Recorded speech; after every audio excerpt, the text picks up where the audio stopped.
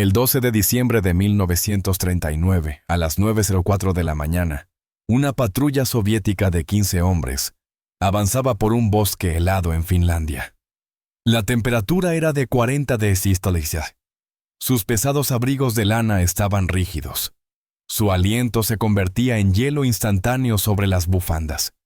Eran parte del ejército más grande de la Tierra, el invencible Ejército Rojo de Joseph Stalin. Y estaban allí para aplastar a una nación de campesinos en una guerra que se suponía duraría 10 días. Estaban confiados. Hacían ruido. Tu equipo repiqueteaba. No veían a nadie. Estaban equivocados. El primer disparo fue un susurro. Un chasquido seco que la nieve absorbió al instante. El hombre que iba al final de la patrulla simplemente cayó. Sin explosión, sin grito. Simplemente dejó de existir. El teniente al frente se detuvo. Se giró. No vio nada. El segundo disparo llegó 3 segundos después. Los ojos del teniente se dirigieron hacia adelante justo cuando su operador de radio, 200 metros más adelante, se desplomó. Esta vez el teniente creyó escuchar la bala un leve silbido justo antes del impacto. Pánico. La patrulla se lanzó hacia los taludes de nieve, pero la nieve no era un refugio. Era una zona de muerte. Los disparos siguieron llegando. ¡Crack! Un hombre que intentaba desenganchar su ametralladora se desplomó sobre ella. ¡Crack! Un sargento que señalaba una dirección cayó hacia atrás. ¡Crack! ¡Crack! ¡Crack! En menos de 3 minutos, 12 hombres estaban muertos. Los 3 supervivientes aterrorizados no huyeron. Permanecieron inmóviles en la nieve durante 4 horas rezando para no ser los siguientes. Cuando por fin reptaron de regreso a sus líneas, su informe no tenía sentido. No hubo fogonazo de boca. No hubo sonido de un equipo de francotiradores. No había indicio alguno de dónde venían los disparos. Era un fantasma, un Blayasmirt, la muerte blanca. Lo que esos soldados no sabían, lo que todo el mando del Ejército Rojo estaba a punto de descubrir era que ese fantasma no era una entidad sobrenatural. Era un granjero de 33 años. Un hombre tan discreto, tan silencioso, que apenas medía 1,60. Un hombre que acababa de declarar una guerra de un solo hombre contra todo un imperio. Y lo estaba haciendo con un truco tan simple, tan contraintuitivo, que cambiaría las reglas de la guerra moderna. Esta es la historia de Simo Gea, y de las simples y olvidadas modificaciones que lo convirtieron en el francotirador más letal de la historia humana. Para entender cómo un solo granjero pudo aterrorizar a un ejército, primero hay que entender la guerra. Era una guerra que no debería haber sido posible. Un verdadero David contra Goliat. En noviembre de 1930, Joseph Stalin miró a su vecino Finlandia e hizo sus exigencias. Quería sus tierras, sus islas, sus bases militares. Veía Finlandia como una zona tapón, un resalto de velocidad contra una futura invasión alemana. Los finlandeses dirigidos por el mariscal Mannerheim se negaron. Stalin se enfureció. El 30 de noviembre de 1939, tras montar una operación de falsa bandera conocida como el bombardeo de Manila, la Unión Soviética invadió.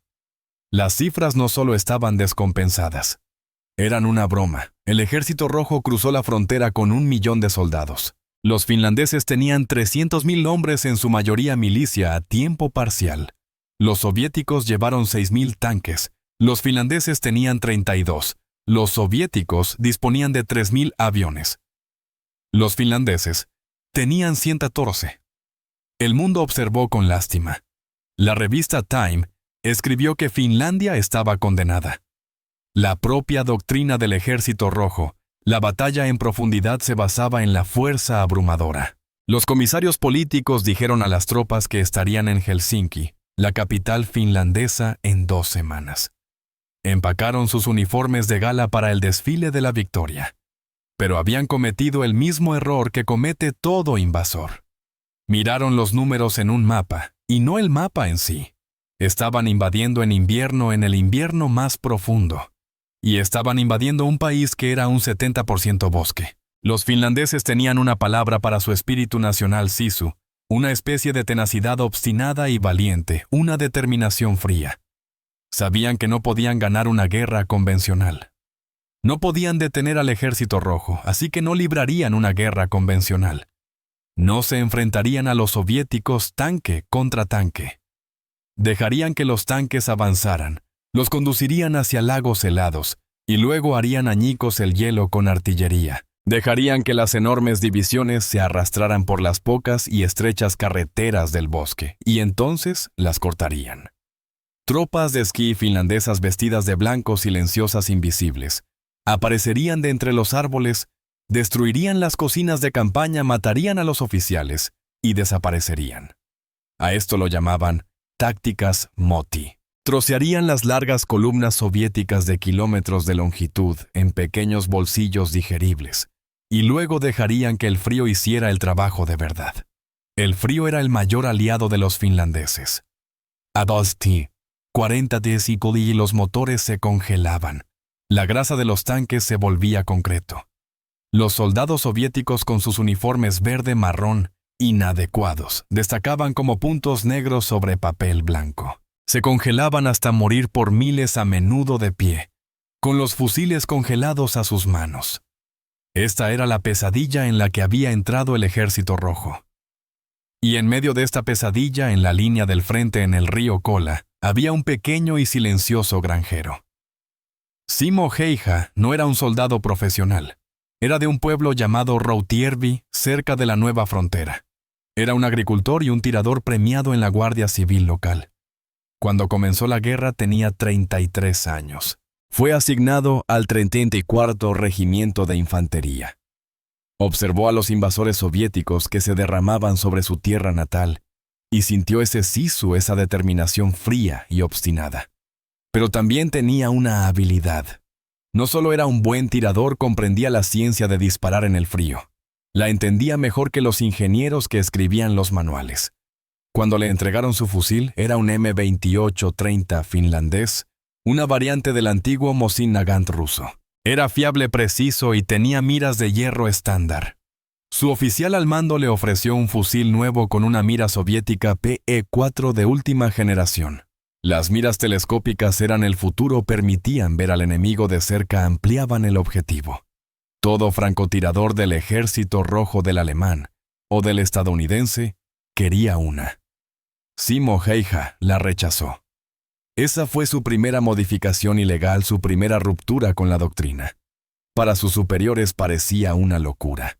Para Simo era pura lógica. El problema no era el fusil, el problema era el frío. Simo sabía 3 cosas que las escuelas militares de francotiradores aún no habían aprendido. Primero, una mira brilla.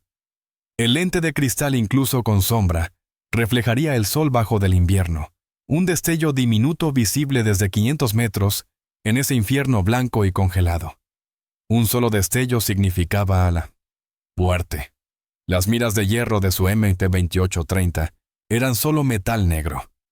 Sin brillo, sin muerte. Segundo, una mira se empaña. El frío extremo combinado con el calor del ojo humano presionado contra el lente generaba una niebla instantánea.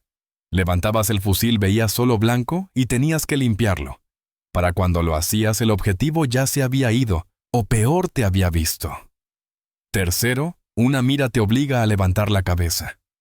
Para tener una visión correcta, un francotirador debía elevar la cabeza unos centímetros más que un hombre que usaba miras de hierro. En un campo cubierto de nieve plana, esos pocos centímetros eran la diferencia entre ser cazador o ser presa. Simo mantuvo sus miras de hierro. Sabía que su zona de muerte estaba entre 150 y 400 metros. No necesitaba aumento. Había pasado su vida disparando a piñas de pino y orejas de zorros en su granja. Solo necesitaba fiabilidad. Pero ese fue solo su primer truco. Los otros eran aún más simples y brillantes. El Ejército Rojo estaba aprendiendo. Sus francotiradores cazaban a los finlandeses y buscaban 2 cosas: el resplandor del fogonazo y el vaho del aliento. Cuando un fusil de alto poder se dispara, levanta la nieve frente al cañón, una pequeña nube blanca, pero para un contrafrancotirador entrenado, era una señal gigante de dispara aquí. La solución de Simo no solo encontraba un lugar, construía una posición. Pasaba 1 hora apisonando la nieve frente a su fusil, vertiendo agua sobre ella y dejándola congelar hasta formar un bloque sólido de hielo. Cuando disparaba el bloque absorbía todo el fogonazo. La nieve no se movía, no había nube, solo silencio. El segundo problema era el aliento. A quinto de vuelo el aire caliente humano se quedaba suspendido como una nube de humo. Un francotirador en tensión respirando con fuerza era como enviar señales de humo al enemigo. La solución de Simo fue tan simple como genial, mantenía la boca llena de nieve. Pasaba horas en su nido helado con una bola de nieve bajo la lengua. Eso enfriaba su respiración desde dentro del cuerpo. Al exhalar el aire ya tenía la misma temperatura que el exterior. No había niebla, no había nube, no había señal. Piensa en esto, un francotirador enemigo buscaba a Simo. Escaneaba el horizonte con su mira brillante. Buscaba una cabeza demasiado elevada. Buscaba el soplo de nieve. Buscaba el vapor del aliento. Y Simo Häyhä no mostraba nada. No tenía mira que brillara. Su cabeza estaba más baja que la de los demás. Su fogonazo era absorbido por el hielo. Su respiración era invisible. Era a todos los efectos un fantasma. Usó la lógica simple de un granjero, la lógica de un hombre que vive con el frío, para convertirse en una máquina de matar invisible y perfecta. Y entonces empezó a trabajar. Su rutina era brutal. Se levantaba antes del amanecer. Empacaba pan blanco y azúcar. Se ponía su traje blanco de camuflaje. Multicapa, tomaba su fusil, su subfusil, Suomi KP-31, y sus esquís, y le decía a su unidad: «Voy de caza». Esquiaba solo adentrándose profundamente en tierra de nadie, a menudo detrás de las líneas soviéticas. Encontraba su lugar, una pequeña elevación, un tronco caído construía su nido, apisonaba la nieve, se metía nieve en la boca y esperaba. Y esperaba. El frío se metía en sus huesos. La mayoría de los hombres temblarían, se moverían. El temblor arruina un disparo. Pero Simo tenía sisu. Se convertía en parte de la nieve. Él era el invierno. Luego aparecía un objetivo, un oficial soviético leyendo un mapa. A 300 metros. Crack. Un equipo de ametralladora preparándose. A 250 metros. Crack. Crack. Un soldado corriendo para cubrirse. A 350 metros. Crack. Nunca disparaba 2 veces desde el mismo lugar si podía evitarlo. Disparaba, luego usaba sus esquís para moverse 100 metros. Encontraba una nueva posición y volvía a disparar. Los soviéticos bombardeaban la posición anterior con artillería, matando solo árboles, mientras Simo ya los atacaba desde su flanco. Al final del día regresaba a sus líneas. Su oficial al mando, el teniente Huitila, le pedía el conteo. Simo, un hombre callado, respondía simplemente 5. Al día siguiente, 8. Al siguiente, 12. Al principio los oficiales no lo creían. Las cifras eran demasiado altas, imposibles. Ningún francotirador lograba 12 bajas en un día. La doctrina decía que el francotirador debía ser paciente, 1 o 2 disparos por jornada. Pero los números no cuadraban, así que enviaron a un observador con él. El observador regresó al final del día pálido, temblando. Confirmó cada una de las muertes. El campesino no mentía. El 21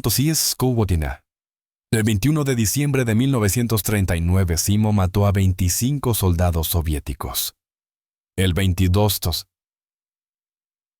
mató a 23. El día de Navidad de 1939, mientras el mando del Ejército Rojo bebía vodka, Simo Häyhä salió de casa. Su cuenta de ese día: 38. 38 bajas confirmadas en un solo día. Esto no era una guerra, era una exterminación. El frente de Kola se había convertido en una picadora de carne. Los soviéticos tenían 12 divisiones, más de 160.000 hombres, intentando romper las líneas.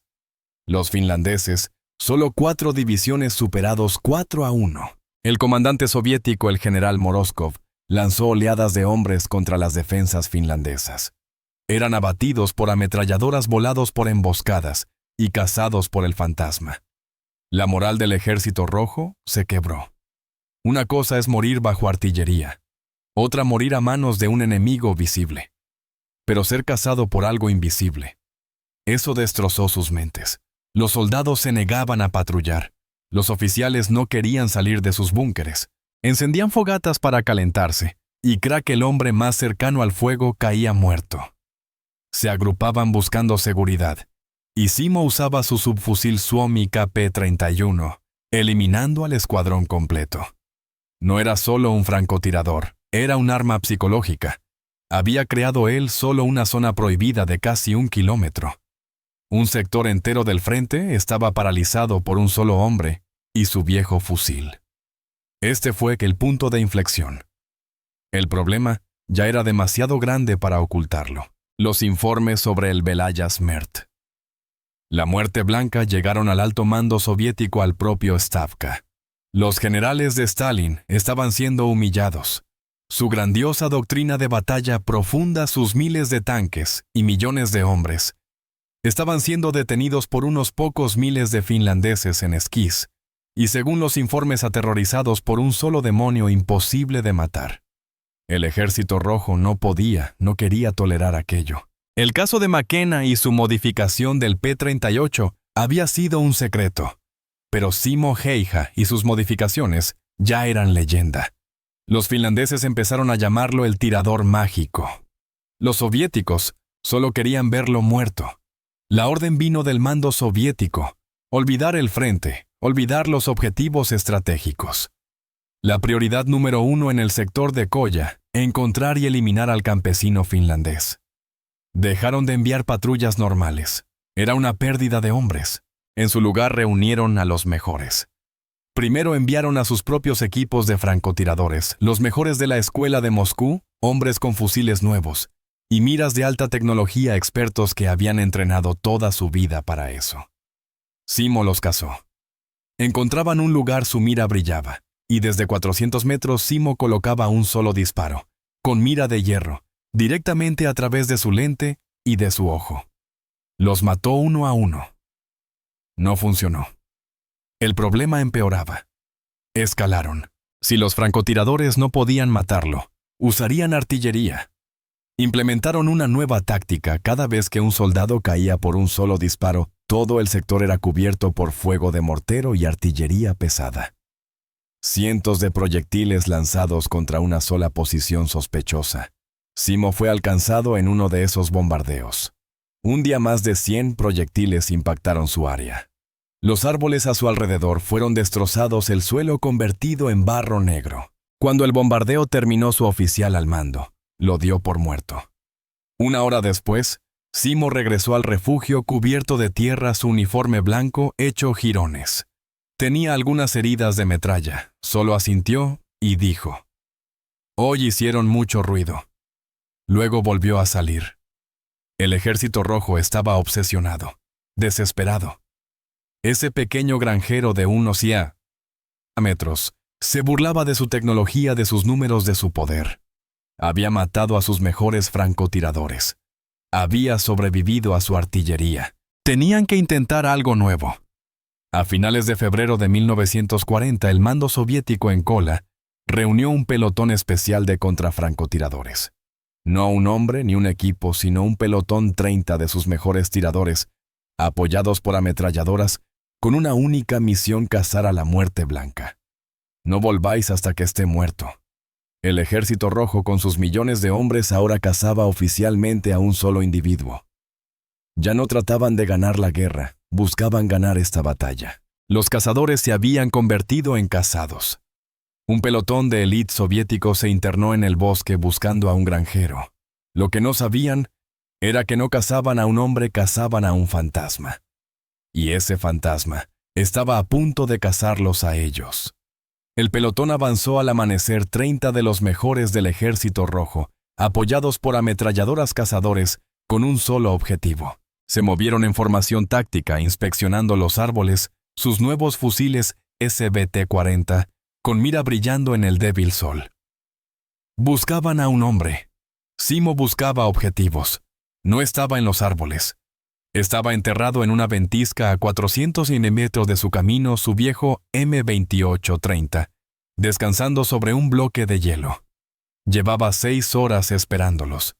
Los vio acercarse, vio su confianza, vio las miras brillar y oyó las botas pesadas y torpes aplastando la nieve. Eran ruidosos. Simo esperó. Dejó pasar a los primeros 10 hombres. Dejó pasar al equipo de ametralladoras. Apuntó al hombre que iba el último, el operador de radio del pelotón. Crack. El sonido se extinguió antes de que el jefe de pelotón siquiera lo registrara. El operador de radio cayó con un agujero limpio en el pecho. El pelotón reaccionó al instante y se lanzó a cubrirse.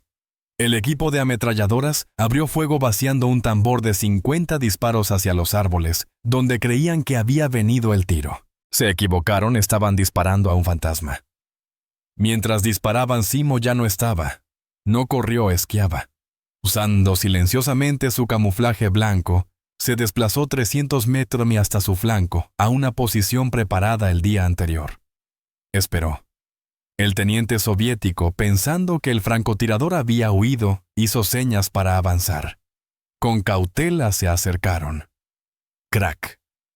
El teniente cayó. Esta vez el disparo vino por la izquierda. Pánico. El pelotón se quedó sin jefe y sin radio. Los 28 hombres restantes estaban atrapados sin saber de dónde vendría el siguiente disparo. Estaban siendo cazados. Uno a uno se agazaparon al caer la noche. La temperatura bajó a -35. Tenían frío y necesitaban fuego. El adiestramiento decía que no. El instinto de supervivencia gritaba que sí. Un pequeño grupo de 6 hombres rompió la formación y se acurrucó intentando encender una fogata para calentarse. Fue el último error que cometieron. Simo estaba a 200 metros. No con su rifle, sino con su otra arma, un subfusil Suomi KP-31. Emergió de los árboles como una aparición y vació un tambor de 71 disparos sobre el grupo. El tiroteo acabó en 10 segundos. El resto del pelotón oyendo el fuego del subfusil en una dirección, y todavía aterrorizado por los disparos del francotirador en otra, se desintegró. Huyeron en todas las direcciones hacia la oscuridad, hacia el bosque. Simo no los persiguió, no lo necesitaba. El bosque y el frío se encargaron de ellos. A la mañana siguiente, patrullas finlandesas encontraron 27 cuerpos. El pelotón de contrafrancotiradores de élite había desaparecido. Esto ya no era una batalla, era un acecho. El terror psicológico que la muerte blanca infligía era ahora más devastador que el daño físico. Lo sabemos no solo por los informes finlandeses, sino por los diarios de los soldados soviéticos que lo enfrentaron. Un soldado llamado Pavle, de la 75, a división de fusileros, escribió una carta a su madre que se recuperó meses más tarde. Madre, esto no es guerra. Esto es el infierno. No tememos a los fineses. Tememos al silencio. En nuestra doctrina, el silencio significa paz. Aquí el silencio significa que Él está mirando. Cuando la artillería para nuestro corazón para con ella. Sabemos que está ahí. Sabemos que nos mira. El silencio es la muerte blanca. Pavle escribió las reglas de supervivencia en el frente de cola regla: uno nunca enciendas una fogata. Los finlandeses dicen: cola se mantiene a menos que se ordene encender fuegos. Lo sabemos. Elegimos congelarnos en vez de encenderlos. Regla 2. Nunca corras a ayudar a un herido. Cuando un hombre grita es una trampa. El fantasma vigila el cuerpo. Espera al sanitario. Espera a un amigo. ¿Dejamos morir a nuestros compañeros o morimos con ellos? Regla 3. Nunca os agrupéis, pero nunca andéis. Ambos son mortales. Madre, no temo morir. Temo esperar a morir. Este fue el efecto en cadena de los pequeños trucos de Simo, su rechazo a la mira brillante, su bloque de hielo, para ocultar el fogonazo, la bola de nieve en la boca, para ocultar el aliento. No eran solo tácticas, eran tortura psicológica. Había eliminado sistemáticamente toda señal de que un ser humano los cazaba. Se había convertido en una fuerza elemental invisible del invierno mismo. Él era el frío. Él era el silencio. Él era la muerte blanca. El mando soviético estaba ahora en un estado de pánico total. Sus francotiradores de élite habían fracasado. Su pelotón contra francotirador había sido aniquilado. Su artillería había fallado. Sus soldados de primera línea estaban al borde de un motín masivo. Todo el frente de Kola, un objetivo estratégico vital, estaba detenido no por el ejército finlandés, sino por la leyenda de un solo granjero. Los generales de Stalin tenían una última opción desesperada. Si no puedes matar al hombre con precisión, destruye todo con fuerza bruta. Se dio la orden eliminar el cuadrante completo. El ejército rojo ya no apuntaba a nada en particular. Iba a borrar sistemáticamente todo el bosque 1 kilómetro cuadrado a la vez. Trajeron sus armas más pesadas, obuses de 100 milímetros, morteros pesados. Dejaron de esperar un ataque finlandés, disparaban todo el día y toda la noche. Transformaron los bosques blancos e intactos de Kola en un paisaje lunar negro y astillado. Los finlandeses lo llamaron el Holocausto de Kola. Disparaban decenas de miles de proyectiles por día. Simo Häyhä siguió cazando. El bombardeo lo hacía más difícil, pero también más fácil. El sonido constante de las explosiones enmascaraba el de su propio fusil. Se movía entre los cráteres, un fantasma en un paisaje destruido. Su cuenta seguía aumentando, 200, 300, 400. A comienzos de marzo de 1940, en menos de 100 días, su número oficial de muertes confirmadas con fusil alcanzó 505. 505 hombres. Un batallón entero asesinados por un solo hombre con miras de hierro. Y ese número ni siquiera incluía los más de 200 que mató con su subfusil Suomi KP-31. Era sin duda el soldado más efectivo del planeta. El alto mando finlandés lo reconoció. Lo ascendieron de cabo a teniente, segundo el ascenso en combate más rápido de la historia de Finlandia. Le entregaron un fusil personalizado, un Sako M2830 grabado con su nombre. Era un héroe nacional, y el ejército rojo solo quería verlo desaparecer. El 6 de marzo de 1940, el día 100 de la guerra, los soviéticos lanzaron su ofensiva final y desesperada en Kola. Simo estaba en su posición como cada día. Pero esta vez no era una caza silenciosa, era una batalla total. Disparaba tan rápido como podía, recargaba, volvía a disparar. Ya había matado a varios hombres esa mañana. Los soviéticos sabían más o menos dónde estaba y habían estado bombardeando su sector toda la mañana con morteros. En medio del caos, un soldado soviético, un contrafrancotirador, tuvo suerte. Nunca sabremos su nombre ni si realmente apuntaba a Simo o si fue un disparo perdido en medio del infierno. Pero ese soldado no disparó una bala normal, disparó una bala explosiva. Simo Häyhä estaba alineando su siguiente disparo cuando una sola bala explosiva disparada desde 300 metros lo golpeó directamente en la cara. El impacto fue catastrófico. Simo no sintió dolor, solo un golpe y luego frío.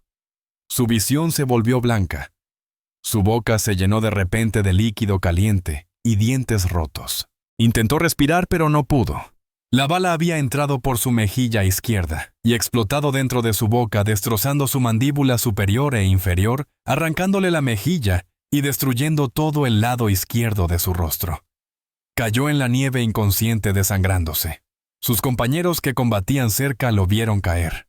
Corrieron hacia su posición, esperando encontrar el cuerpo de su héroe. Lo que hallaron fue una pesadilla. Uno de ellos recordaría más tarde, le faltaba la mitad de la cabeza. Recogieron su cuerpo. No respiraba. No tenía pulso. El hombre que se había convertido en leyenda, el hombre que había detenido a un ejército, la muerte blanca, estaba muerto. Arrastraron su cuerpo hasta una pila de otros finlandeses caídos en la retaguardia, una morgue improvisada. El fantasma había desaparecido por fin. La guerra estaba casi terminada. El ejército rojo finalmente estaba abriéndose paso. Pero para Simo, una nueva guerra. Una batalla dentro de su propio cuerpo destrozado acababa de comenzar. Un soldado que pasaba junto a la pila de cadáveres vio moverse una pierna, se detuvo, miró más de cerca. El hombre sin rostro seguía vivo. Su nombre era Simo Häyhä, y no estaba muerto. Fue hallado una semana entera después de haber sido alcanzado. Despertó sobre la pila de cuerpos. Su mandíbula había desaparecido. Su mejilla también.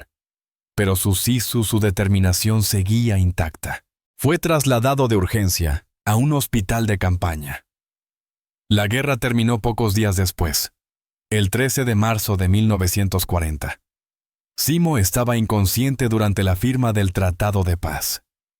Estaba inconsciente cuando los cañones finalmente cayeron en el frente de Kola, un frente que pese al costo nunca se rompió. La guerra de invierno había terminado. En los papeles Finlandia había perdido. Se vio obligada a firmar el Tratado de Paz de Moscú cediendo un 11% de su territorio. Pero el Ejército Rojo había sido humillado. El desfile de la victoria de 2 semanas que Stalin había planeado se había convertido en una pesadilla de 105 días. El invencible Ejército Rojo, con millones de hombres y miles de tanques, había sido detenido en seco y bañado en sangre por una nación de campesinos en esquís. Sufrieron más de 1 millón de bajas.